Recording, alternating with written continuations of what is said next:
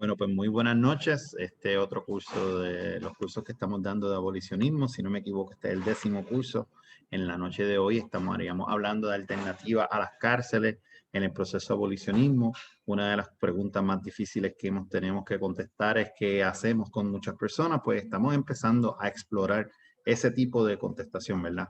¿Cómo es que entonces atendemos esa conducta, esos males o esa situaciones en donde queremos que las personas que cometen un tipo de conducta pues no lo vuelvan a hacer? En vez de encerrarlo en una cárcel a ver qué pasa, ¿qué podemos hacer? Repaso que esto es un curso que ya hemos tocado distintos temas. Hablamos sobre la definición de abolicionismo y el movimiento de abolicionismo. Hablamos del historial de las cárceles y cómo ya desde el Partido Socialista de Puerto Rico en el 1920, 30 y 40 han propuesto un montón de legislación bien reformista, al punto que a veces yo digo, wow, ellos tienen mejores ideas que nosotros hoy en día. Hemos hablado también de la importancia de reducir los contactos, ¿verdad? Porque identificamos que hay un sistema y un andamiaje legal en donde produce una serie de clientes para siempre para el sistema criminal. Por ejemplo, discutimos lo que es School to Prison Pipeline, discutimos lo que es Trauma to Prison, discutimos la guerra en contra de las drogas y otras, ¿verdad? Legislaciones que producen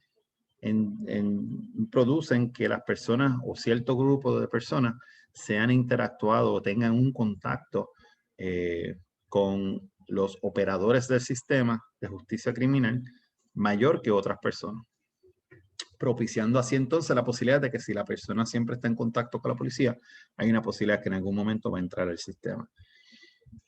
El 12 de abril discutimos cómo mejorar el sistema actual. Esto fue un curso principalmente sobre justicia, la reforma, ¿verdad? Cómo reformar el sistema, no cómo arreglar cómo se está atendiendo la policía, sino cómo efectivamente implementar una medida para evitar las discrepancias que existen dentro del sistema. Hablamos también el 19 de abril sobre las distintas barreras que una persona que ha cumplido una sentencia es liberada y las barreras que enfrenta para la reintegración completa a la sociedad. Hablamos del caso del señor Juan, que una persona privada de libertad que al salir quiere rehacer su vida, empieza a estudiar trabajo social, pero a consecuencia de su convicción tuvo que esperar 5 años para poder ser elegible a poder trabajar. Hablamos de la situación laboral en Puerto Rico, legislación que se está proponiendo, y encima de eso también discutimos un poquito por encima, ¿verdad? Que existen sobre 375 leyes en Puerto Rico con sobre 450 efectos colaterales que afectan a la persona por la reintegración. El 26 de abril, pues compartimos con el profesor Fernando Tormos, que es un profesor de la Universidad de Maryland en Baltimore, sobre los movimientos sociales y la importancia, ¿verdad?, de hacer esas colaboraciones en una manera más amplia para poder entonces fomentar que los cambios sean duraderos, o sea, que sea ¿cómo se llama? Un approach bottom-up en vez de top-down. No es porque viene alguien y pone, sino que hay una conversación comunitaria en donde se resuelve el problema desde abajo, desde las personas que son afectadas principalmente. El 3 de mayo se unió con nosotros la profesora Marisol Lebrón y hablamos, ¿verdad?, de la interacción, como la tecnología, ¿verdad?, cada vez más expansiva de las situaciones como Facebook, el caso en Puerto Rico de los estudiantes, en donde la policía obtuvo no solamente el perfil de los estudiantes, sino de 3,000 otras personas. Y entonces, cómo eso se interrelaciona, ¿verdad?, al movimiento abolicionista. El 17 y el 24 de mayo fueron bien interesantes porque entonces salimos de esta línea de habla, como que a veces uno piensa que el abolicionismo se queda dentro, ¿verdad?, de la esfera criminal, pero en efecto exploramos cómo los espacios abolicionistas, como muy bien describió el profesor Joaquín Villanueva el 17 de mayo, cómo es que entonces podemos ver cuál es la política que se puede implementar en ciertos espacios que propician disparidades. Por eso, pues, el 24, en la última clase, discutimos con el profesor Raúl Santiago Bartolomé, que también es planificador urbano, y él nos habló muy bien de cómo en Puerto Rico la política de urbanizar, ¿verdad?, los residenciales públicos, y cómo entonces eso generó una política o propició, ¿verdad?, unos resultados discriminatorios en contra de ciertas poblaciones, mientras que las mismas políticas en la inversa, ¿verdad? En la parte cuando se hablaban de los invasores, uno imagina estas personas pobres, pero él nos recuerda el caso de Parguera, en donde hay una comunidad con botes flotantes allí, casas flotantes, pero esos terrenos invadidos, ¿verdad? También nos habló bien por encima sobre el impacto que ha tenido darle incentivos a las personas con hipoteca y no en otras. Así que hay un conocimiento, ¿verdad? Que hay un andamiaje bastante amplio. No se queda en lo legal, en este caso, donde se resultan esas disparidades. Hoy tenemos la oportunidad de hablar un poco sobre este tipo de alternativas para la cárcel. Quería recordarle bien brevemente que cuando yo me refiero al abolicionismo, me refiero al desmantelamiento del andamiaje legal y reglamentario en donde se propicia la sobrecriminalización de ciertas comunidades, y esos recursos entonces los redistribuimos en distintos espacios para mantener al sistema legal criminal. Lo sacamos de ahí, pero se los ponemos en otro espacio, ¿verdad? A eso me refiero. No es solamente quitarle dinero y ya, es quitar dinero, redistribuir, pero el último paso que quería aclarar era que también hay un reconocimiento de que se tienen que identificar esos espacios que sistemáticamente producen esas disparidades. Las metas de la clase de hoy es reconocer que existen unos ciertos de daños que ocurren cuando una persona es encarcelada, identificar también como meta, ¿verdad?, otra alternativa, y como siempre tener una oportunidad de discutir en grupo lo que estamos aprendiendo en el día de hoy.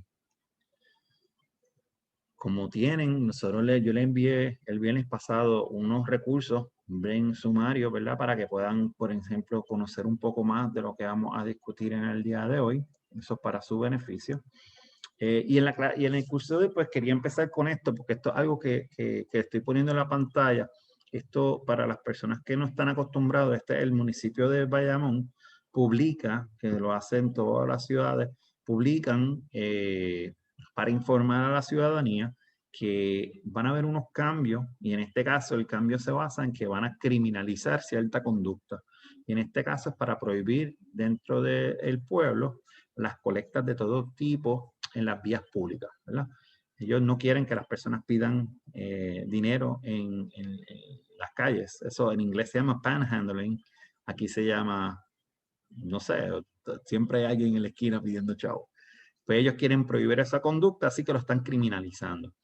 Pero no solamente se queda en la vía pública, sino que también en las aceras y frente a los edificios públicos. Entonces, también entonces no se puede, y los edificios privados que no sean autorizados por el titular administrador del lugar. El cobro de dinero para atender o vigilar, esto ocurre mucho también cuando la persona le dice, mister, te veo el carro, ¿verdad? En lo que uno entra y sale en un lugar en donde no cobran, ¿verdad?, el estacionamiento, pero siempre hay muchachos que hacen ese tipo de función. La otra conducta es el cobro de dinero para atender el vehículo, ofrecerse a custodiar el vehículo mediante paga, las aceras, exacto lo que dije, solicitar pasaje gratis en las vías de rodaje, así que ya no se puede pedir PON tampoco, desde las aceras, desde la carretera o desde el edificio público, ofrecer o dar servicios gratis mediante paga en las vías públicas, así que tú no puedes ofrecer ningún servicio. Pernoctar, y aquí está la cool, pernoctar en cualquier propiedad pública. Esto incluye las aceras, escaleras, estacionamientos, áreas verdes, puentes o cualquier propiedad pública. Quiero leer eso otra vez porque es importante. Dormir en cualquier propiedad pública. Eso incluye aceras, escaleras, estacionamientos, áreas verdes, puentes y propiedad pública. Cualquier propiedad pública. Exacto. Entonces, la pregunta en el chat que Alice me trae, ¿y qué pasa con los deambulantes? Pues los deambulantes pueden estar allí siempre y cuando no duerman en un lugar público, no pidan dinero en las carreteras, no hagan algún ofrecimiento de servicio. Y el último acá abajo que quería era distribuir propaganda de cualquier clase en las vías públicas, en las aceras frente a edificios públicos, o acostarse o sentarse en la zona de rodaje. Ya ahora estos últimos dos, ¿verdad? Los veo como más como un intento de criminalizar hasta la libertad de expresión, ¿verdad? Porque es distribuir propaganda de cualquier clase en las vías públicas, en las aceras y frente a edificios públicos. O sea, que no es solamente esta ordenanza, pues ya está expandiendo, no solamente estamos hablando de criminalizar para la seguridad de las personas en la carretera, como pueden ver. Esto pues me metí en una pequeña pelea en Twitter, pero para eso estoy, ¿verdad? Eso me encanta. Así que quería enseñarle esto porque, como pueden ver, en Puerto Rico, esto se aprobó el 1 de junio y aprobada por el alcalde el 2 de junio, así que exactamente hace 6 días. Hasta hace 6 días tenemos un ejemplo de cómo atendemos la pobreza en Puerto Rico. Y ustedes piensan que esto único, no lo es. No se puede criminalizar el estatus de una persona. Sin embargo, oye, y esto se ha hecho antes y no es la primera jurisdicción que ha tratado y siempre se ha perdido, pero es hasta vergüenza, ¿verdad? Tener que repetir este mismo patrón de que el problema sigue siendo la persona y no se invierte entonces en los recursos para evitar que estas conductas sean las conductas que ellos quisieran atender, se no sea por cara. Daralí me pregunta cuáles servicios tienen para deambulantes después de esta orden. Sí, aparentemente existe un hogar en donde están bienvenidos, pero el problema no es ese, el problema no es que pueden existir y como siempre pueden existir, pero hay más amplitud a esto. ¿Sabes? No solamente es que tú puedas dormir allí, es que tú no puedes ser pobre en Bayamón, aparentemente porque hay muchas, como dice muy bien Luis, de las conductas que se están repitiendo para sobrevivir como pobre, no se pueden hacer. Hay muchas instancias que a un pobre se le puede dar 100 paquines y los reparte. Pero nada, o sea, el punto de esto es cómo nosotros como sociedad vemos este tipo de legislación y cómo entonces tenemos que pensar cuál es el impacto, porque cuando tú la lees, uno al principio dice, pues hace sentido, uno no debe estar tirado en la calle, pero también esto afecta a las personas que están en protesta.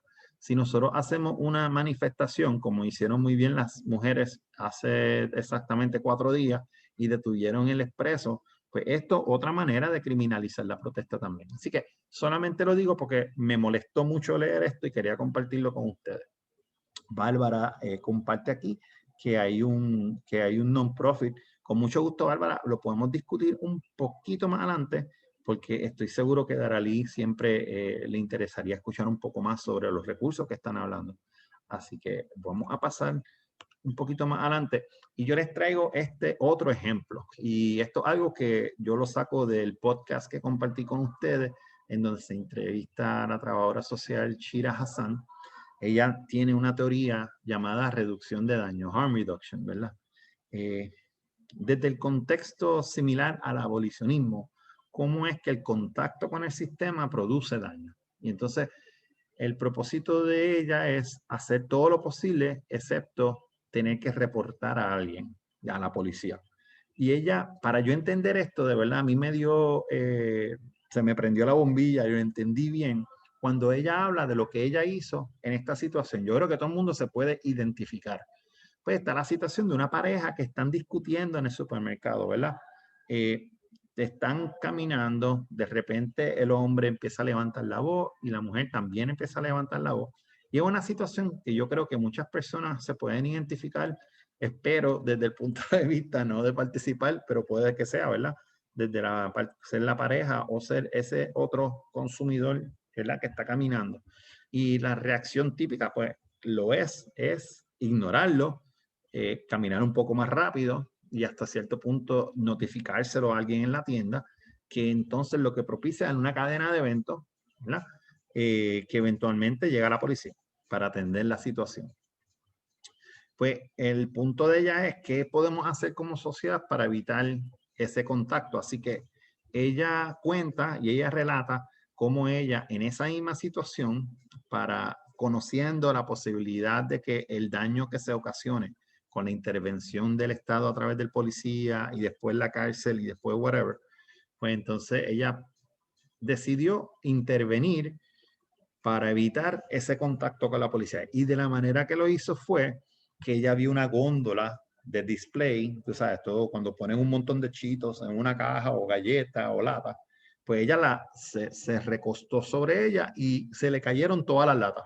Hizo un desorden increíble en medio del pasillo y ella se tiró a propósito, lo que llamó la atención de la pareja, ¿verdad? Que estaba peleando.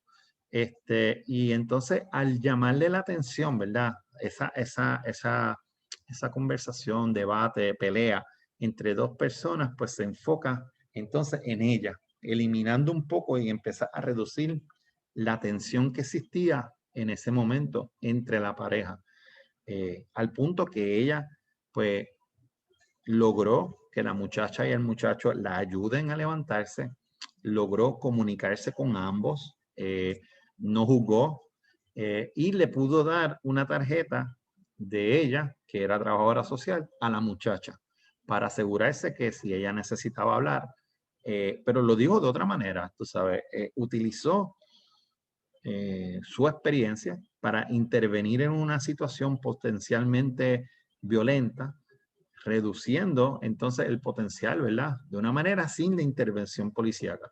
Eso no quiere decir de que todos nosotros ahora nos vamos al supermercado a tirarnos al medio, ¿verdad? Pero sí hay como que un grado de responsabilidad en este movimiento de tratar de pensar en maneras creativas sin tener que necesariamente depender del 911 o llamar al policía y de cierta manera dirigir a esas personas a otras alternativas. Y lo traigo, ¿ves? Porque ciertamente mirar cómo entonces el gobierno atiende una situación, ¿verdad? Y cómo se atiende desde esta perspectiva, pues nos da mucha espacio de creatividad. Yo solamente quería pues traer por último que es importante reconocer que el cancelamiento es un acto de violencia. Hay mucha violencia. La gente ignoramos eso porque pues no los vemos diariamente, pero la persona encarcelada puede causarse daño a sí mismo, ¿verdad? Eh, tanto porque pues puede salirse de una manera desesperante o algo así, se puede ocasionar un daño. Ciertamente hay un alto grado de violencia tanto por los oficiales de custodia como también por otros privados de libertad. Y eso es muy típico. En Puerto Rico hubo un periodo muy feo en donde hasta se formó una organización para impedir que siga habiendo esos daños, ¿verdad? Esa violencia de parte de entre confinados. Añado también que cualquier encarcelamiento puede resultar en un deterioro de salud. Obviamente cualquier persona que esté en un tratamiento es importante reconocer que tu vida es interrumpida y obviamente el tratamiento que hayas tenido, pues obviamente va a ser afectado también. Y por último, que no es directamente violencia, pero ciertamente hay un grado de preocupación sincera, es el impacto social que tiene remover una persona de una comunidad. Esa persona puede ser que esté en un proceso educativo o en un proceso laboral, o es miembro de una comunidad en donde su aportación es importante para alguien, ¿verdad? Y entonces al retirar esa persona, va a crear un efecto cascada en el grupo en donde esa persona era parte de. Y no me refiero solamente al trabajador, también puede ser que esa misma persona era el coach de unos niños en otro lugar. Así que algo que tenemos que considerar siempre. Y por último, el impacto de la familia. Yo clasifico como un acto violento, porque hay estudios que demuestran que para que un menor, el factor que determina si un menor va a delinquir, si va a cometer actos delictivos en el futuro, es si en algún momento ha tenido contacto con el sistema criminal. Y eso incluye cuando va o tiene que ver a sus padres encarcelados o madre encarcelada. Así que son cosas que ya están estudiadas y son actos que podemos tratar de reducirlas para crear esa generación entera de personas impactadas por las cárceles. Y por último, pues siempre es importante que desde el punto de vista evolucionismo, y lo estoy repitiendo, ¿verdad? Para mí, una visión o un marco que podemos estar viendo el abolicionismo es no desde el punto de vista de tratar de resolver todo, pero ciertamente de que el marco sea de cómo se reduce el daño en todo el sistema, ¿verdad? ¿Qué acciones podemos tomar mediante las políticas de diseño y el uso de lo que existe? ¿Cómo entonces se reduce el daño? Y yo creo que con eso yo concluyo y ahora le doy la bienvenida y espero que todos ustedes disfruten tanto como yo sé que yo voy a disfrutar, dándole la bienvenida a nuestra invitada, Darly Vázquez García, coordinadora comunitaria del non-profit Connect en Nueva York. Según el webpage, ¿verdad? Ellos crean colaboraciones comunitarias para prevenir la violencia interpersonal y promueven la justicia de género. Yo les doy las gracias a Darly porque yo hice un cry for help. Ay, perdóname, se me olvidó una. Darali, perdóname, discúlpame, es Darali. Le doy perdóname, le agradezco que ella se comunicó conmigo cuando yo solicité asistencia en traer personas que trabajen desde su punto de vista, desde su marco, que puedan traer entonces unas experiencias ricas para nuestro aprendizaje. Y le doy la bienvenida a Darali. Le pido nuevamente muchas disculpas. Voy a corregir ese error ahora. Yo voy a poner ahora el stop share. Darali, cuando puedas, mira a ver si tú puedes entrar.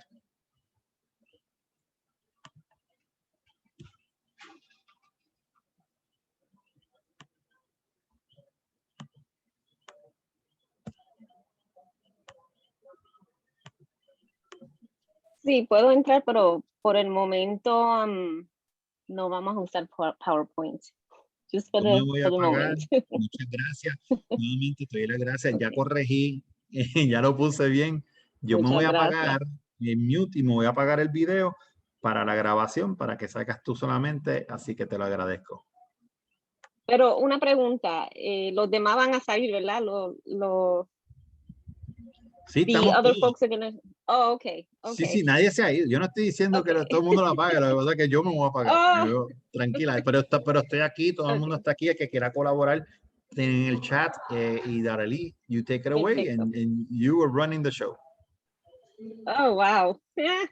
Thank you. Okay. I don't even know where to start. Okay. Okay, pues mi nombre es Darely Vázquez García. Ahora, hoy en día estoy aquí en Puerto Rico, pero ya regreso para Nueva York en esta semana, el miércoles. Llevo aquí desde el febrero haciendo trabajo comunitario y visitando a mi familia.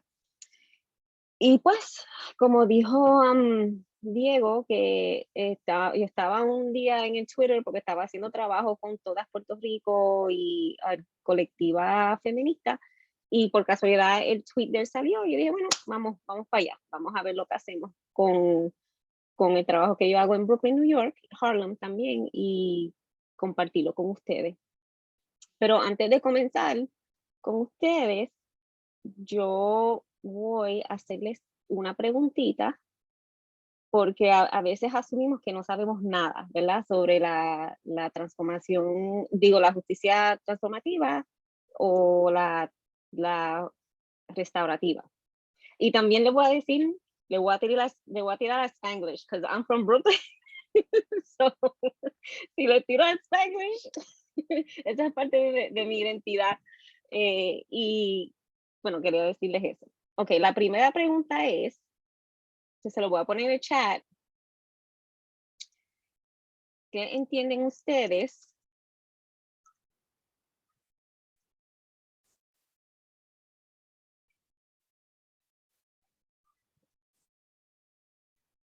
¿qué entienden ustedes que es la justicia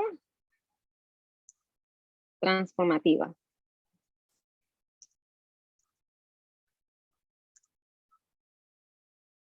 Okay. ¿Qué entienden ustedes que es la justicia transformativa? What do you understand? What is transformative justice? You could either say it in the chat or, okay, we have Alice. Yes, Alice, hand up.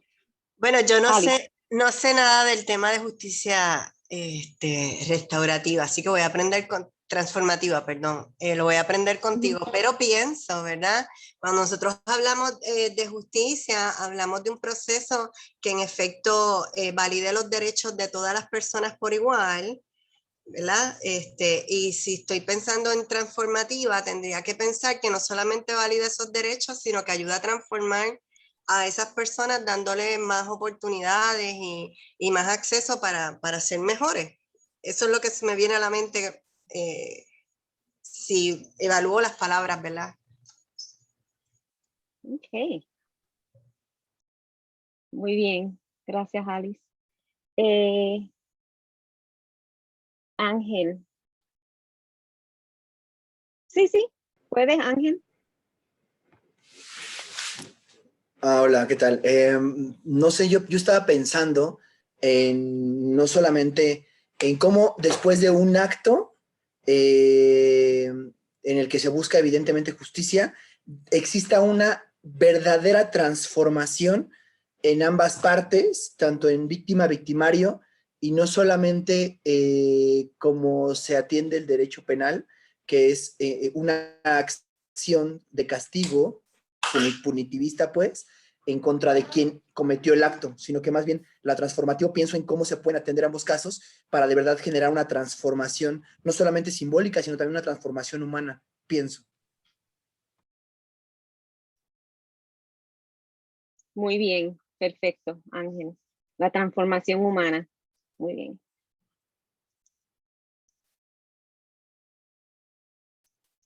¿Alguien más?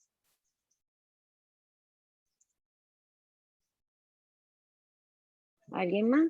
Luis había comentado en el chat, pero yo perdí el chat. Ajá. No, ahora no sé cómo llegar No, al está chat. bien, yo pero lo está busco en el chat. ahora. Sí, yo lo busco ahora, déjame ver. I think of the use of social workers, the abolishment of police and prisons. In other words, working with community members, the public, to solve problems. Sí, muy bien. Exacto. Tenemos que incluir los miembros de la comunidad. Perfecto. Vamos a ver. Ok. Una más. Vamos a ver. Una persona más. Para entonces darle share screen.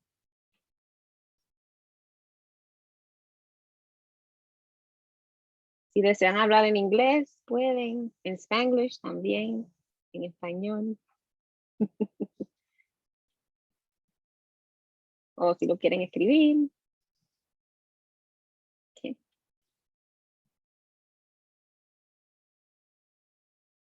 Me voy para screen share. Okay, here I go.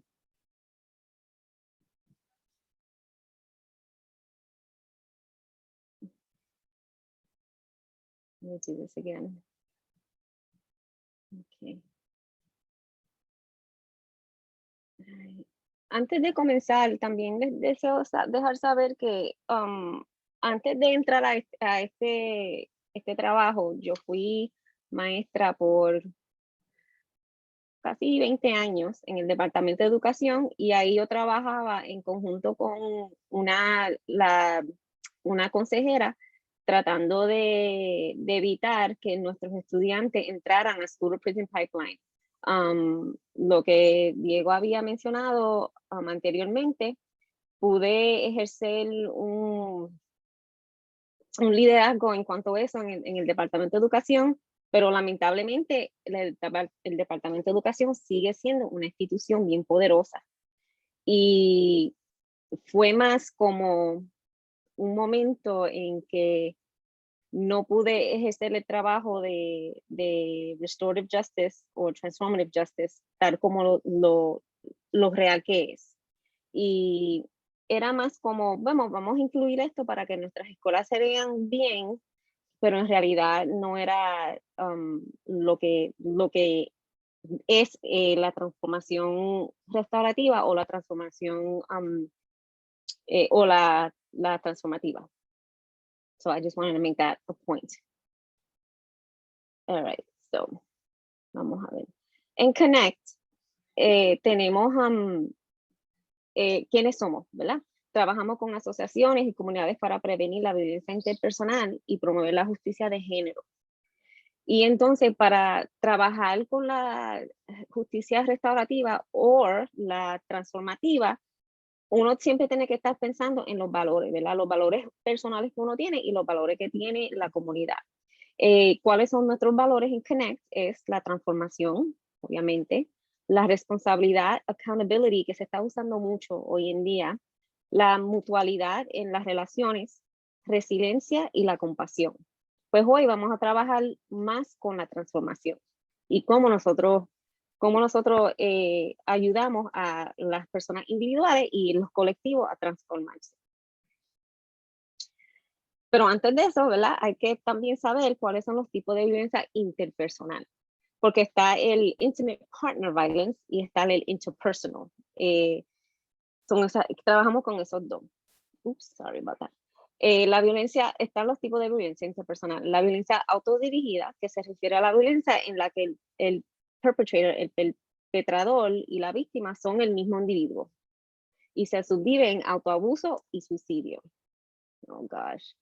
La violencia interpersonal se refiere a la violencia entre individuos y se subdivide en violencia familiar y de pareja y violencia comunitaria. La violencia colectiva se refiere a la violencia cometida por grupos más grandes de personas y puede subdividirse en violencia social, política y económica. Y entonces en Connect vemos la violencia de género. Género se refiere al poder y control adaptado por el patriarcado, la supremacía blanca y la supremacía masculina. En Connect estamos bien claros que este plano se puede adaptar en cualquier tipo de relación o institución. ¿Okay? Antes de seguir, ¿tienen alguna pregunta? ¿Alguna preguntita? Yes, no, maybe so. Okay. Okay. Oh, wait. Estamos bien, seguimos, Darali. ¿Estamos bien? Ok, Sí. muy bien. Ok. So, en cuanto a nuestros valores, la transformación. Valoramos la capacidad de las personas, las comunidades y los sistemas para rechazar la violencia y crear una sociedad basada en la equidad, la reciprocidad y la paz. En Connect también trabajamos no tanto con comunidades, pero también con faith-based institutions, con las iglesias. Y porque nos dimos cuenta que muchas veces nuestras sobrevivientes, si no desean ir a la policía, ¿verdad? O a una institución, pues se iban para las iglesias. Pero, ¿qué puede pasar ahí? Vamos a ver si alguien más o menos me puede decir cuáles son las inconveniencias de una mujer sobreviviente o víctima de violencia doméstica entrar a una iglesia. What happens there? What happens? If anyone knows. Tenemos a Alice con la mano arriba. Ok, Alice. Alice. Bueno, mi experiencia ha sido que cuando van a la iglesia, dependiendo también de la iglesia que vayan, hay algunas que se han ido orientando más que otras, comienzan con los discursos de que ellas deben permanecer dentro de su matrimonio, con su pareja, que las cosas se pueden arreglar, que ellas tienen que someterse, ¿verdad? Hacer algún tipo de cambio en ellas para que la relación se dé, las culpabilizan, ¿verdad? De la situación, son revictimizadas de la situación nuevamente.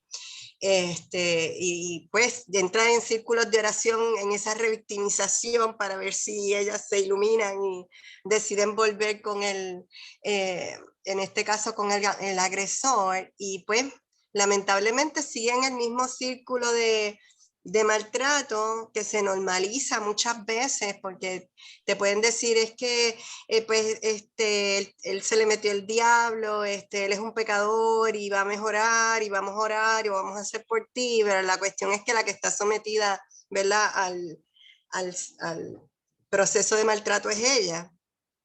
Por lo menos eso es lo que he visto yo en los servicios cuando los doy Sí, terapéuticos. es correcto, Alex. Sí, es correcto.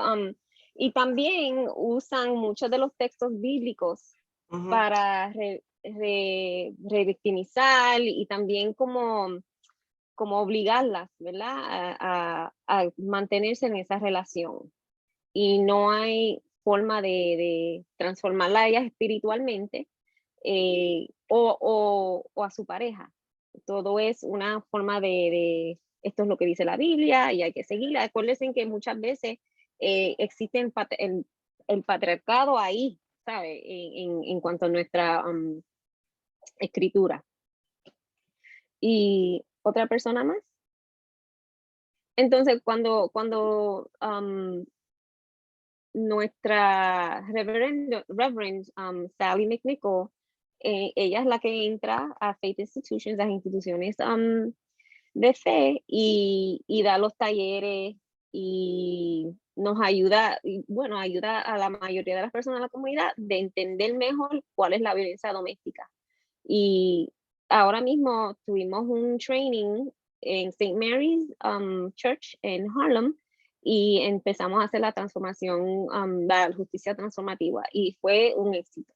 ¿Sabe? Que es como dijo Alex anteriormente, que hay algunas iglesias más progresivas que las otras. ¿Sabe? Okay, voy a screen share ahora mismo de nuevo. Okay. Y para entender un poquito más la historia de Transformative Justice o Restorative Justice, transformación, la justicia transformativa, es un movimiento creado por la comunidad indígena, negra, feminista, revolucionarias y queer. Y aquí tienes a Marsha P. Johnson y a Alice Rivera. Y aquí esta foto que tenemos aquí, esa es una de las primeras, esa es mi tercera entrenamiento con Kay Pranis. Y aquí tenemos un grupo bien grande de practitioners y learners de Transformative Justice and Restorative Justice. ¿Sí? Así que en nuestra historia del pasado estamos haciendo algo en el presente para seguir este movimiento revolucionario. Oh, my bad, I did the wrong thing. Shoot. Okay. Okay. Entonces, la justicia transformativa busca brindar a las personas que han vivido una experiencia violenta seguridad inmediata, sanación y reparación a largo plazo, al tiempo que responsabiliza a las personas que cometen violencia dentro de sus comunidades. Ahora, les hago yo la pregunta a ustedes. ¿Por qué una persona comete algún tipo de abuso? Why do people cause harm? Y eso siempre uno lo piensa, pero ¿por qué? ¿Sabe? El por qué. Why do people cause harm? ¿Por qué? And you could start putting in the chat. Lo puedes poner en el chat si desean. Yo me tiro al medio, puede ser porque han vivido trauma en su vida y su manifestación para bregar con situaciones incómodas, ese mismo trauma que se reproduce. Eso es una fuente de por qué ocasionan daño, ¿verdad? Se reproduce. Ok. All right. Sí, yo también quisiera agregar que bueno, evidentemente las formas y las razones pues pueden ser muy diversas, pero digamos que tiene que ver también con un proceso educativo en el cual también se ejerció cierta violencia, tanto en temprana edad como en la memoria que se tenga, tanto en el cuerpo como en los afectos, y de una u otra manera estas acciones son normalizadas y después se hace el mismo ejercicio de la violencia contra un otro o otra, ¿no? Entonces, pero bueno, entre muchas cosas. Pero bueno, la violencia primaria, yo pensaría que hay una violencia primaria que es la de las desigualdades y de las estructuras, y a partir de ahí, bueno, es que se empiezan a replicar este tipo de otras violencias, creo.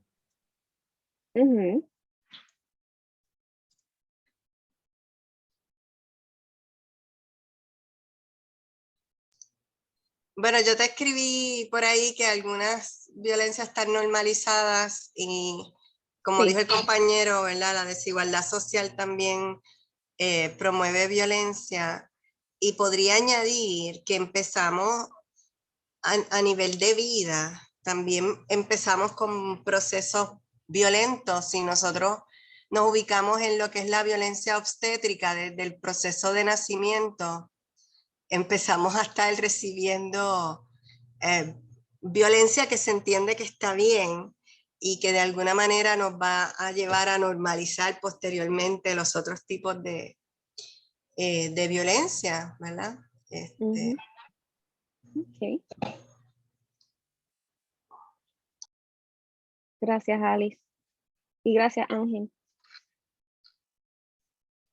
Vamos, que tenemos más de 3 personas aquí. Tenemos a Meli, a Josué. Meli me dejó un mensaje por ahí que ella conoce a un compañero mío de trabajo.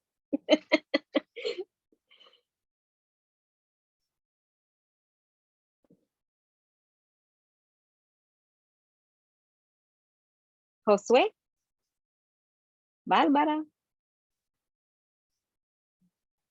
¿Alguien más? Yo creo que puedo hablar un momentito, pero creo que han cubierto muchas de las cosas que yo iba a decir, tantas situaciones relacionadas al trauma, a la violencia estructural, que creo que Alice lo puso en el chat, que se reproduce, ¿verdad? La desigualdad, la sociedad patriarcal en la que vivimos, que desde pequeñas estamos con toda esa violencia, ¿verdad? Vivimos en una sociedad donde se reproducen esa violencia y se vuelve la normativa, entre comillas, porque no debería de serlo. Y escuché una vez, de hecho, en un training de Transformative Justice, que me encantó cuando lo dijeron, y no recuerdo quién era la persona, que dijo que la gente que ha sido lastimada, lastima. Y que nunca una persona va a causar daño sin haber sido lastimada primero. Y me gustó mucho esa perspectiva porque como que trajo a la luz que hay muchas veces se deshumaniza a las personas que causan cierto tipo de daño, porque todas las personas hemos causado algún tipo de daño. Y como que nos recuerda que todas las personas tienen una historia también. Sí, exacto. Y eso es bien importante. We use that, es un cliché that hurt people hurt people. Eso mismo.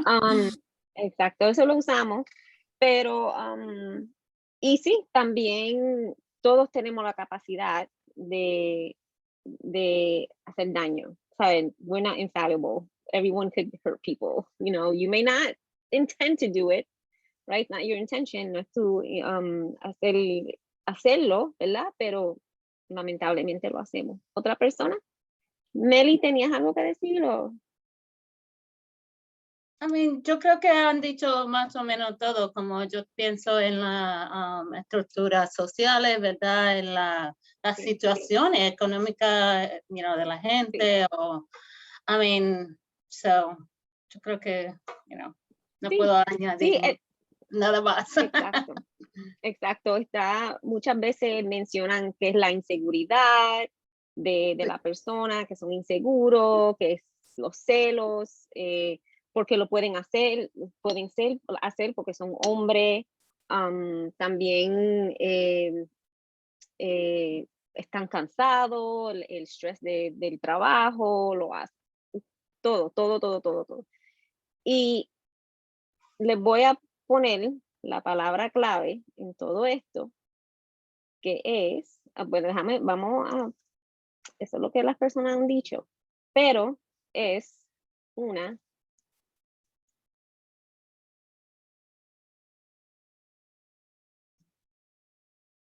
ay, ahora no me sale la palabra.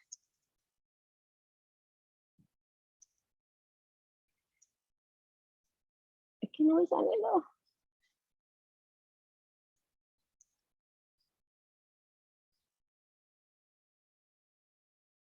Ok.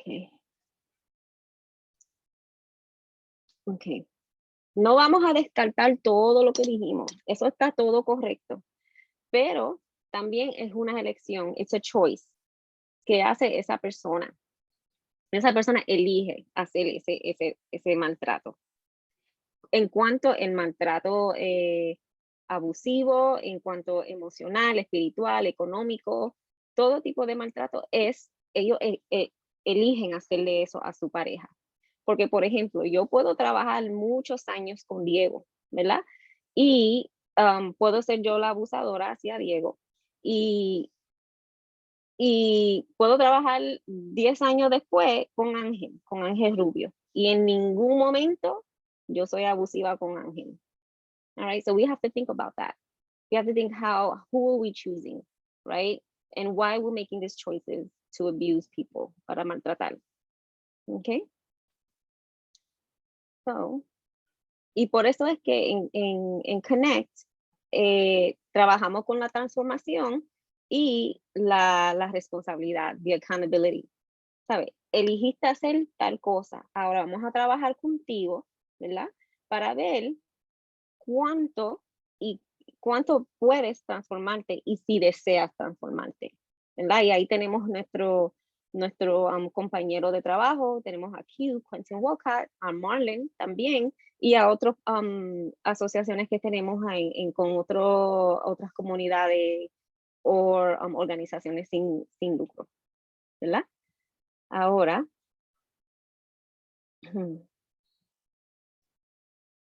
y en cuanto a la justicia transformativa, nosotros estamos bien claros también que esto no tiene tiempo. No podemos transformar a una persona en 15 días o en 15 meses, que es bien diferente a la transformación restaurativa. La transformación restaurativa normalmente, si ya están institucionadas, porque ya están they're already institutions, les dan un tiempo.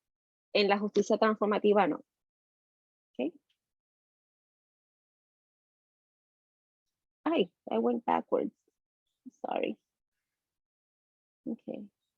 Y aquí les dejo más o menos cómo trabajamos la justicia transformativa en Connect. Le damos acceso a recursos de sanación gratis para los sobrevivientes tales como yoga, círculos de mujeres y círculos espirituales. No incluimos sistemas institucionales en ningún momento, especialmente si la sobreviviente lo exige. Por eso es que la transformación, la justicia transformativa es bien diferente a la restaurativa, porque muchas veces ahora, hoy en día, las instituciones como las escuelas, tenemos en justicia criminal, están usando la justicia restaurativa, pero la transformativa no. Lo que deseamos que no policía, no abogados, no sistema de ACS, que es el Child Welfare Center, no trabajadores sociales, a menos que esa persona sepa cómo quitarse, ¿verdad? Ese intelectualismo o esa forma de pensar y sentarse en un círculo como un ser humano tal como otra persona, ¿verdad? La sobreviviente es incluida en la planificación de seguridad, de safety planning, antes, durante y después de cada círculo de justicia transformativa. So, the agency is on her. Ella tiene toda la agencia en cuanto a esa justicia transformativa. Y trabajamos con ella antes, durante y después. Porque nosotros no garantizamos la seguridad porque lamentablemente pasan cosas entre tiempo porque no estamos con ella todo el tiempo. No vivimos con esta persona, ¿verdad? Pero cuando estamos en la justicia transformativa, en los círculos, sí, ¿verdad? Hay que planificar todo el tiempo con ellas o con ellos. Tenemos y dependemos de expertos educadores que entienden bien la violencia de género y violencia interpersonal. Están incluidos en los círculos y la planificación. So, además de la comunidad, ¿verdad? Vamos a decir que, vamos a usar un nombre, Erika, ¿verdad? Erika estuvo una discusión bien grande con su jevo, ¿verdad? Y estaban en una tienda. Y pues el bodeguero o el que estaba en la tienda atendiendo se dio cuenta que mientras ellos estaban para atrás y dándose o lo que sea, pues él perdió muchas personas en entrar y no pudo atender a esas personas, pues él dijo, mira, perdí dinero, estos siempre están peleando, vienen aquí y ya estoy cansado de esto, los bota, ¿verdad? Él está traumado porque ya él está cansado, ¿verdad? De todo lo que está viendo con esta pareja, ¿verdad? Perdió dinero, las personas no le están haciendo caso, ya no hay bystanders, no hay harm reduction at all, pero significa que entre ellos, ¿verdad? Como son de la comunidad, también va a haber que mucho push and pull. Se va a entender que entre ellos no va a haber una relación tampoco. O sea, que Erika no va a tener un support system ya, ¿verdad? Entonces nosotros entramos e incluimos al bodeguero, porque él también es parte de lo que pasó en esa situación, ¿verdad? Si es que Erika lo desea. Y si Erika lo desea y ella no quiere estar ahí, pues ella no tiene que estar ahí. Puede ser solamente el bodeguero y la pareja de ella y todas las personas, los expertos educadores que están en ese círculo. Tenemos acceso a recursos de sanación para hombres, tal como Hombres Dialogando, mesas redondas para hombres, y esos son recursos que les damos gratis, ¿verdad? A las personas que causan abuso. Entonces tenemos el CTI, que son talleres y webinars intensivas y especializadas para desarrollar estrategias de prevención e intervención en sus comunidades. Nosotros tenemos citywide. We train the whole city. So we're the ones who have the bulk of the work in New York City, ¿verdad? Lugares de trabajo, escuelas, centros de atención médica y comunidades religiosas. Somos citywide. Y entonces aquí les dejo unos recursos, además de lo que Diego les dio al principio. Y aquí tenemos Restorative Justice Initiative, el número 4, que está aquí. Y ahí yo soy parte también del colectivo de ellos, de planificación, y hago mucho trabajo con ellos también, que si ustedes desean estar presentes en algún Restorative Justice o Transformative Justice Círculo, también puede entrar a la página de ellos y ellos, you're welcome, están bienvenidos. Ok, para seguir. All right. So.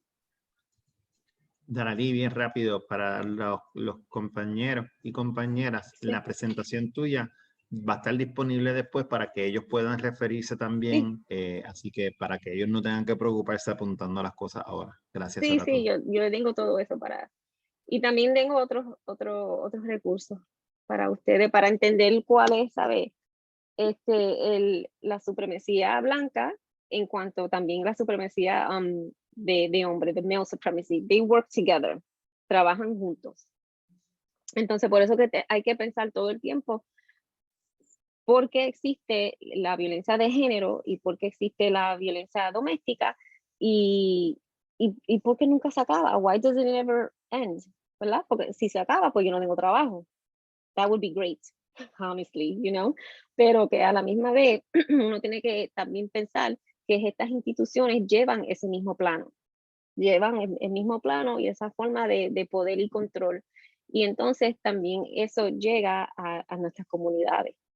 Y es como mencionaron al principio, tiene mucho que ver con la educación, ¿verdad? No quiere que nosotros nos amen bien, ¿sabe? They don't want us to be a beloved community because that's revolutionary, ¿sabe? So they would rather just throw power and control techniques and tactics, ¿sabe? Para que nosotros aprendemos eso. Y me incluyo a mí también porque uno no es perfecto. Hay cosas que yo digo, oh my God, no puede ser. No puede ser. Sabe que todavía, aún así, con tantos años trabajando en cuanto el antirracismo y las vidas negras importan, el Black Lives Matter movement, todavía hay cosas que estoy yo aprendiendo, desaprendiendo, porque es como nosotros decimos, it's everyday work. Esto es trabajo de todos los días. No es una vez cuando lamentablemente nos matan un Breonna Taylor. This is everyday work in New York City. So it's heavy work. Sí, gracias por la presentación. Yo hice una evaluación años atrás cuando yo estaba haciendo mi doctorado en NYU. Connect tenía un programa en una escuela secundaria alternativa en el South Bronx y era sobre masculinidad y la violencia de género, ¿verdad? Y yo me acuerdo trabajando con Quentin y Marlon, ustedes hacen mucho, it's like great work, right? Like, and they're great people. I love them. They're so great. Tell them I say hi. I will, Melly. I'm just like, oh my God, like they're so cool. Pero, yo, cuando yo pienso en esa evaluación, era como, pensar en, que nosotros trabajamos como en ellos, como en comunidad, like, porque, pensando como ellos pensaban sobre los estudiantes, que eran, like you look at them like your kids, right? And that's what I loved about like Quentin and Marlon. Su pasión por el trabajo y por la dedicación, to the mission of the work. So thank you. I'm so glad that ellos son unos duros. Yeah, they're great, so yeah. I'm so glad I made it to class. Sí, ellos también, ¿sabe? Estamos escuchando mucho como la hypermasculinity, la masculinidad hyper y la tóxica, y eso, bueno, sí, todo existe, pero nunca se habla de los diferentes tipos de masculinidad. Right. ¿Sabe? Nunca se, entonces, ahí es donde entra Marlon y Q a hablar sobre los diferentes tipos de masculinidad y por qué existe el hyper o el toxic comparado a los demás. ¿Sabe? ¿Cuál es? Porque ese sobrepasa mucho más de las demás masculinidades, ¿verdad? Y ese trabajo lo hacen. Entonces, nosotros también hacemos cuando vamos a trabajar, trabajamos aliados en conjunto. We do in pairs. Si yo trabajo con Marlon o si no trabajo con Q, nunca trabajo sola cuando hay grupos grandes que son de todos géneros. ¿Sabe? Porque ellos entienden que si hay que educar a un grupo de hombres o de diferentes géneros, ellos son los que educan. Yo no puedo educar a un hombre sobre la violencia de género. Lo estoy haciendo ahora porque, ¿sabe? Es una plataforma diferente, pero también no nos ponen en una posición así comprometida. They don't, so. No, yeah, they're great people. Send them my love. Sí, se los enviaré. ¿Otra persona? Y algo que impacta mucho también a las personas es que cómo es que pueden hacer una justicia transformativa fuera de las instituciones. Sí se pueden hacer. Como por ejemplo, vamos a decir que Bárbara desea hacer un ciclo de transformación de justicia transformativa, vamos a decir en la UPR, ¿verdad? Porque pasó algo, sucedió algo entre una pareja, una violencia sexual, un rape o violencia de abuso o lo que sea, ¿verdad? Pues Bárbara puede comenzar a hacer ese trabajo, pero no puede hacerlo dentro del UPR. Ella puede solicitar, buscar las personas que están pasando por ese proceso y buscar un centro comunicativo de comunidad, community center, y trabajar con ellos fuera de la institución. Porque ahí, primero que nada, hay que entender que cuando uno está haciendo la transformación, es a healing process, es una sanación. Y ellos no pueden sanarse en el lugar donde sucedió la violencia, ¿verdad? Y también hay que pensar que hay muchas personas en las instituciones que no les agradan hacer este trabajo. Y vas a tener esos quote unquote enemies. Y I don't want to say enemies, son personas que no entienden cómo trabaja esto. Y entonces muchas veces vas a decir, que eso no funciona, eso no sirve, que los abusadores van a seguir abusando, lo que sea, pero que nunca han pasado por el proceso. You've never been through the process. Hay que darle la oportunidad a esa persona a pasar por el proceso. Para después decir, ok, ahora entiendo esto un poquito mejor. Alice tiene la mano arriba. Sí, en Puerto Rico hay pocos grupos que trabajen las masculinidades, que me parece que es una desventaja porque es importante, ¿verdad? Que igual que señalamos que existe la violencia de género y que en su mayoría pues son mujeres, ¿verdad? Las que tenemos ahí, pues la pregunta es qué pasa con el agresor. Y es como donarle el agresor a otra mujer posteriormente. Terminaste la relación con él y a lo mejor no te agrede a ti, pero conoce a otra y continúa la cadena. Así que me parece importante que puedan haber más grupos, ¿verdad? Que trabajen las distintas masculinidades, como estabas explicando, y que los hombres se apoderen de esos procesos restaurativos entre ellos, porque igual que nombraste, nosotras también desaprendemos en el proceso. Yo también en Twitter tuve una discusión porque me puse una camiseta de Black Lives Matter y pues siempre la gente pone que todas las vidas importan y no entienden, ¿verdad? El concepto o por qué ocurre, qué es lo que se busca, ¿verdad? No estamos diciendo que las otras vidas no importan, así que también estuve ahí un ratito dialogando eso con otras personas que obviamente necesitan mucha educación. Pero a mí me parece que en Puerto Rico es importante esto que tú estás haciendo, no sé cómo quizás traerlo y de que la gente entienda, porque cuando abrió esto Diego ahorita la clase, que estuvo hablando de la muchacha que se tiró en el supermercado, de reducción de daño, que es parte de los procesos que se trabajan con las personas que tienen problemas de uso problemático de sustancia. Sí. La realidad es que lo que se busca es trabajar con estas personas que tienen uso problemático de sustancias, no dentro de las cárceles, sino en las calles, ¿verdad?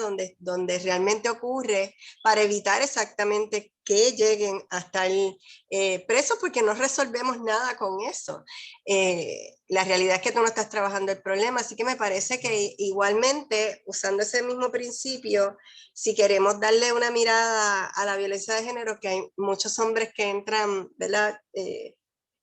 Se institucionalizan por tener problemas de género o por tener situaciones de violencia doméstica. Si nosotros empezamos a trabajar con este tipo de conceptos en las comunidades para deconstruir, ¿verdad? Lo que promueve estas violencias y que parta desde las premisas de los hombres, me parece que es importante.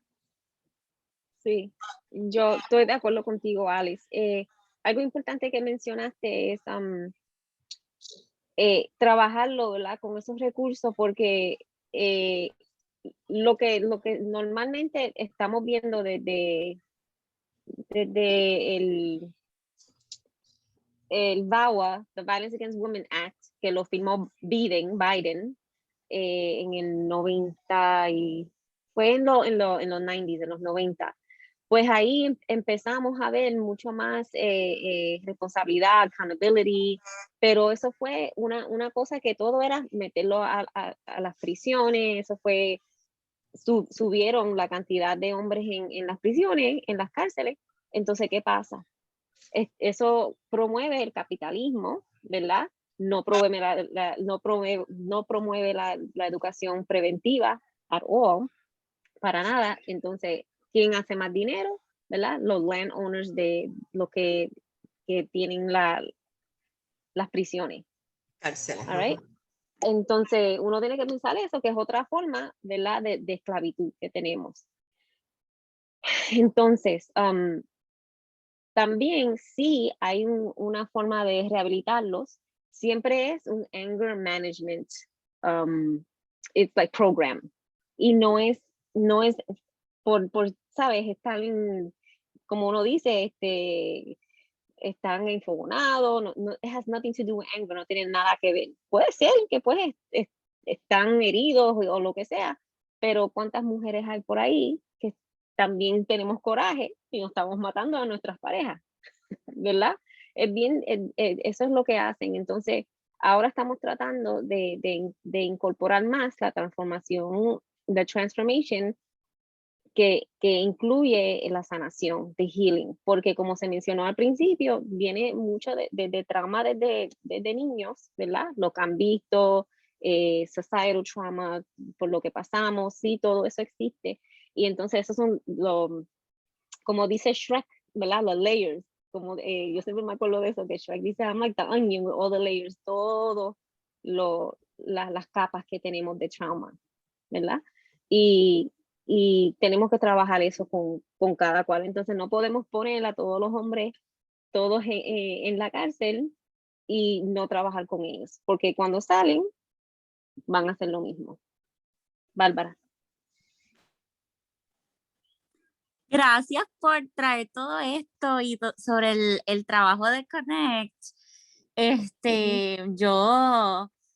Yo digo que aprender de justicia transformativa me ha rescatado mucho porque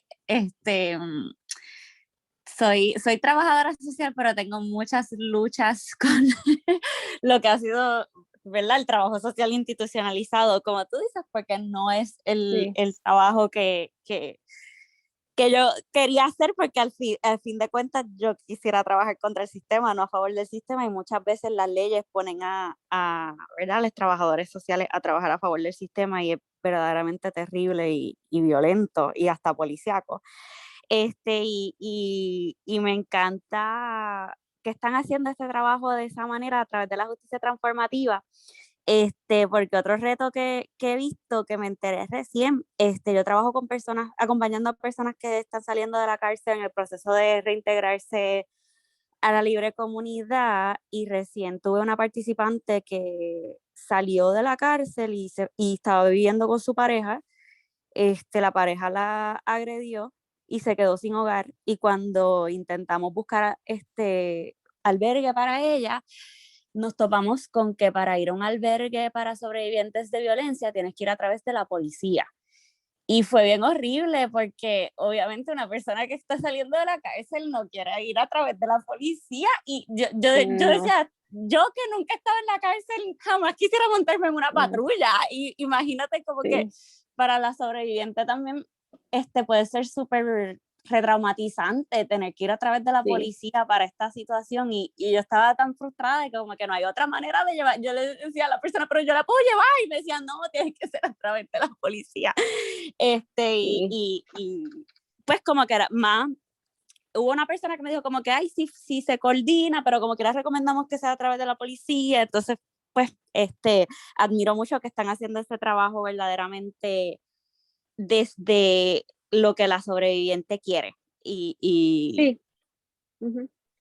Así Sí, que, porque, Bárbara, gracias por mencionar y traer esa narrativa, porque sí es cierto, muchas veces las sobrevivientes no desean que la policía esté presente. Primero que nada, si están casadas con esa pareja, no desean verlos presos. ¿Por qué? Porque los niños sufren, ¿verdad?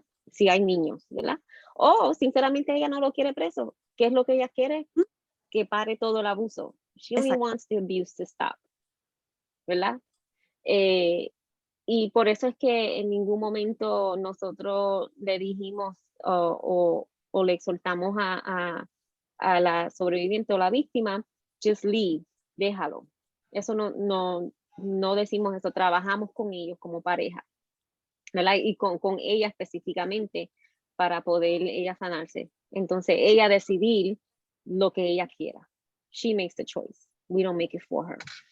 Right? Ella escoge qué quiere hacer. Entonces, muchas veces si ella, y estoy usando ella, ¿verdad? Porque más del 80% de las personas que mueren bajo la violencia doméstica son mujeres, ¿verdad? Entonces, también si son inmigrantes, ¿verdad? ¿Qué puede pasar? Ellas no pasan para un centro de rehabilitación, la envían rápido para el ICE, right? O le dicen que vamos a deportarla. O también la policía, lamentablemente, más del 40% de los policías en Nueva York, o puede ser en Estados Unidos, también tienen casos de violencia doméstica, pero eso se lo archivan. You know, they keep it amongst themselves. No lo dicen, no lo mencionan. Sí, yo decía también porque decía, ok, ¿verdad? Obviamente en mi caso, por la experiencia de la participante, pero poniéndola en perspectiva, yo decía, DH, y las parejas de los policías, sí los policías saben dónde son los albergues, como que también pensando en eso, ¿qué van a hacer? Sí. No se van a sentir seguras allí tampoco, que bien terrible. Okay. Pues Diego, no sé cuánto tiempo tenemos. No, el tiempo es tuyo, tú me dices, yo lo único que sí quería aportar a eso es lo que tú acabas de decir a lo último, de la experiencia de Bárbara, obviamente a Alice y también a Ángel, lo mencioné en un momento, ¿verdad? Cómo las instituciones corren, ¿verdad? Lo difícil que es implementar uno de estos programas dentro de una institución como, por ejemplo, educativa, como la Universidad de Puerto Rico, o dentro hasta de la cárcel y el efecto que podría tener, ¿verdad? De transformar no solamente a la persona, sino también al potencial de la familia, ¿verdad? Que pueda hacer una mirada distinta de cómo atender esto. Y por ahí sigo de que no se requiere estar en la cárcel para hacer este mismo programa, ¿verdad? En donde se atienda la necesidad de todo el mundo. Pero también me recuerda mucho a yo, abogado criminalista. Muchas veces ocurren casos en donde el sistema propicia la acusación criminal. En donde se exige que una persona que al principio no necesariamente quiere pasar por el proceso, pues se le exige que sí, ya llamaste a la policía, ahora tienes que presentar cargos contra la persona. Y eso pues entonces ahí desde otro punto de vista está lo que se llama feminine carcerism, ¿verdad? Y white supremacists hasta cierto punto, desde el punto de vista de fémina, en donde hay mucha comodidad, ¿verdad? En estas leyes, como la ley 54, en donde se exige la cárcel para ciertos delitos, excepto para otros. O sea, esto sí, pero esto no. Sí. Y la dinámica que hay ahí, ¿verdad? De white supremacy también en todo este rol. Lo digo porque en Puerto Rico, mala mía, pero eso ocurre. O sea, hay muchas personas que defienden la ley y la cárcel, pero se les olvida por completo como hemos estado hablando. ¿Qué tú haces con esa persona cuando salga, verdad? Exacto. Y mira, y por eso es que uno tiene que también tener compasión en cuanto a ese movimiento, porque se luchó mucho para tener la ley 54, por lo menos aquí en Puerto Rico, o en otros estados fuera de Puerto Rico, en Estados Unidos, se luchó mucho para eso. Y trabajaron bien fuerte todas esas mujeres, ese movimiento, pero things have changed, las cosas han cambiado. Y entonces uno tiene que pensar, ok, ya tenemos esto puesto, pero en verdad no hay transformación. Todavía sigue la violencia doméstica. Todavía hay sin número de hombres presos, ¿verdad? No hay transformación. Nuestras comunidades están sufriendo mucho. Entonces, todo el dinero que se le aporta a las comunidades se le está quitando y se le está poniendo a las cárceles. Toda la distribución de dinero no va a la comunidad ya, porque existe la cárcel. Entonces uno tiene que entender también que muchas veces las feministas que se llaman causal feminists están trabajando con sus traumas también, por lo que ellas han pasado también durante ese tiempo. Y si no hay otra opción, entonces van a seguir, ¿sabe? Haciendo ese movimiento. Okay. Alice.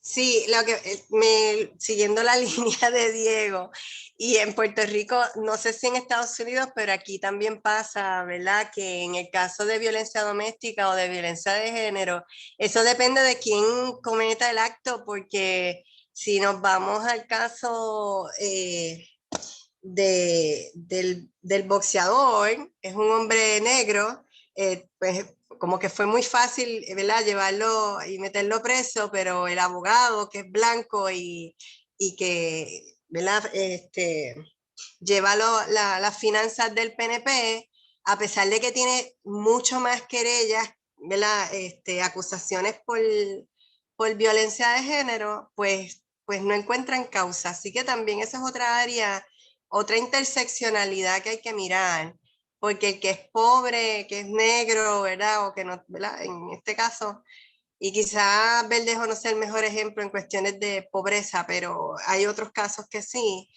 pues lo vemos bastante común, que ese sí va a ir preso y entonces el otro no va. O sea, ninguno recibe la ayuda, anyway, el que esté preso o afuera, pero vemos también unas diferencias en cómo se procesan, ¿verdad?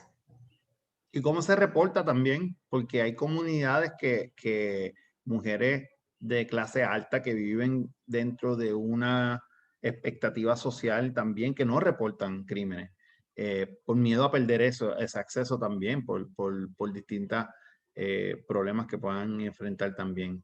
Eso es algo que yo he visto, pero que no sé, la estadística no lo dice, ¿verdad? La estadística siempre es contra el que acusan y es más fácil acusar a cierta población. Sí, es verdad, eso también yo lo he visto. De hecho, tengo un grupo de mujeres, como tú dices, que pues tienen poder adquisitivo y el proceso es distinto a cómo se lleva en cuanto al agresor, a pesar de que básicamente es la misma queja. Y eso tendríamos que mirarlo, estadísticamente tendríamos que mirarlo de manera diferente. Está en mute, Darali. También, perdona. También algo que nos dimos cuenta en Connect sobre el caso de Verdejo y de Keishla, que mientras Keishla, había muchos hombres, obviamente que estaban adoloridos por lo que hizo Verdejo, ¿sabes? Muchos. Porque pues la imagen de Keishla era, ¿verdad? O es, ¿verdad? Una niña de su hogar que trabajaba en un pet shop, en pet grooming, ama los animales, una muchacha preciosa con un futuro, ¿verdad? Pero en cuanto liquearon un audio, ¿verdad? Entre Verdejo y Keishla y la esposa, ¿cómo que se llama ella? Se me olvidó el nombre de ella. Pero anyway, pues ahí había una interacción en cuanto ellos estaban discutiendo, ¿verdad? Y como Keishla estaba discutiendo con ellos y ella dijo 2 o 3 palabras, ¿verdad? Que usamos todo el tiempo, pues ya ella no valió nada. She deserved it, because look at the way she spoke to him. Ella se lo mereció. O sea, todo cambió cuando ese audio salió. Y es para que, y hay muchos hombres que también cambiaron, hicieron un switch. No. Y entonces siempre está el to the tango. Y él lo que se escuchaba ahí era el gaslighting, todo el gaslighting y cómo él manipulaba a las dos, porque él estaba manipulando a las dos a la misma vez. Pero al haber esa interacción entre ellos, que obviamente era tóxico, pues ya ella no tenía el mismo soporte que tenía al principio. Y eso tiene mucho que ver con la violencia de género. Yo creo que los pasos que se están tomando, de verdad, ciertamente son más que necesarios, ¿verdad? La adopción de una educación de perspectiva de género.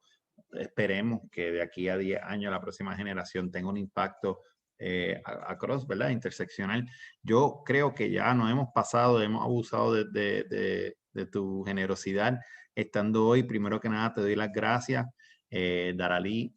La presentación ha sido excelente y creo que todo el mundo se lleva un poco de mucha información valiosa. También quiero darle la bienvenida a Ángel, que es un compañero de México que encontró los videos en YouTube y está aquí, y de verdad te agradezco mucho que hayas compartido, y siempre está más que bienvenido. Siempre la perspectiva latinoamericana, mexicana, siempre es más que bienvenida. Dale, dilo. Sí, pues sí, ahora es que estoy un poco bien contento ahora que escuchaba a Daralí. Si lo pronuncio mal, disculpa, porque soy malo en el inglés. Yo vengo bueno, estamos acá de la Ciudad de México, del centro, y ahora que estaba escuchando sobre la justicia transformativa, está un poco generando como todas las relaciones y las conexiones en términos simbólicos y en términos también de proceso, ¿no? Con lo que hacemos nosotros, que es procesos artísticos en reclusorios en la Ciudad de México, ¿no? Y entonces, un poco cuando estaba leyendo tu presentación y conforme lo ibas exponiendo, sobre los círculos, sobre los diálogos, para el ejercicio también del reconocimiento de las masculinidades tóxicas, del por qué se encuentran y el por qué se llegó a estos espacios de reclusión en términos de sus actos, de las personas. Nada, o sea, pensaba mucho nosotros no le llamamos justicia transformativa, le llamamos como procesos libertarios, ¿no? Desde otro lugar más de la emancipación, a través del teatro, a través de danza, a través de música, a través de un poco de otro tipo de prácticas que tienen que ver con el yoga, lo que tú ponías por ahí más o menos. Pero nada, estaba como muy contento en cómo estas relaciones son muy significativas, ¿no? Y sobre todo con esta visión interseccional, ¿no? Que también ya en la otra sesión con Diego, que habían hablado sobre Angela Davis, que también ya pudimos profundizar. Y pues bueno, quería agradecer, y que pues voy a estar por acá de nuevo, también junto con mi compañero Josué, en estas sesiones. Y gracias, Darali. Y si nos pueden pasar también el link, si tienen una página en Facebook, para que podamos también ir siguiéndonos nuestro trabajo. Pues. Sí. Sí, yo estoy bajo el nombre Daralí Vázquez García en IG, porque yo me removí de Facebook hace como 8 años. That's the FBI. I don't mess with them. I don't mess with Facebook.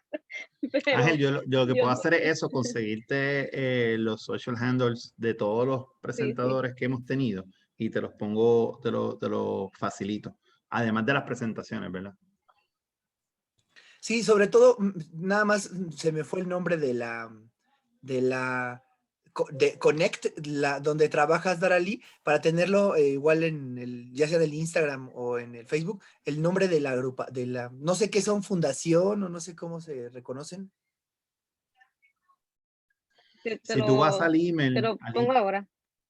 Si lo puedes poner ahora, en los recursos que te envié, cuando tú oprimes el nombre de Daralí, te abre la página de su non-profit. Así que de la organización donde ella trabaja, para que lo tenga. Bueno, pues nuevamente les doy las gracias a todos, a todas y a todos que están aquí. Quería compartir que la semana que viene, si Dios quiere, tenemos con nosotros al grupo de Intercambios, que son una organización en Puerto Rico que han trabajado en lo que se llama el compartir de jeringuillas a la población adicta en Puerto Rico, para poder entonces así reducir los problemas que se componen, ¿verdad?, con la adicción en Puerto Rico.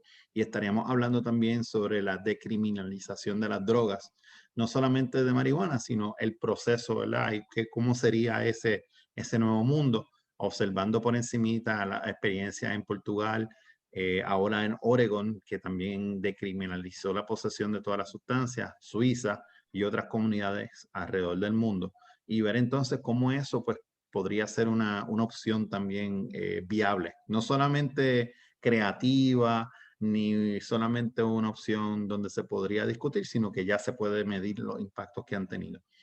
Así que nuevamente les dejo el espacio para que todo el mundo, si hay alguien que quiera decir algo más, nuevamente Daralí, te doy las gracias.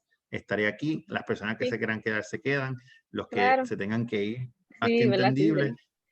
No, yo lo único que quiero decir es que no se pierdan el lunes, porque Rafito Ruella, que es el que tú tienes de invitado, Diego, es excepcional ese trabajo. Mis estudiantes de la universidad hacen sus horas, muchos de ellos, sus horas voluntariadas ahí, y yo he aprendido, yo llevo 15 años con estudiantes ahí, llevo 15 años aprendiendo, así que no se lo pierdan porque de verdad que es una cosa bien interesante. Y si desean en algún momento yo darle un one-on-one training de cómo hacer un círculo en Zoom, yo lo he hecho, también lo podemos hacer si desean tener ese training. Excelente, gracias. Yo voy a apagar la grabación, pero se pueden quedar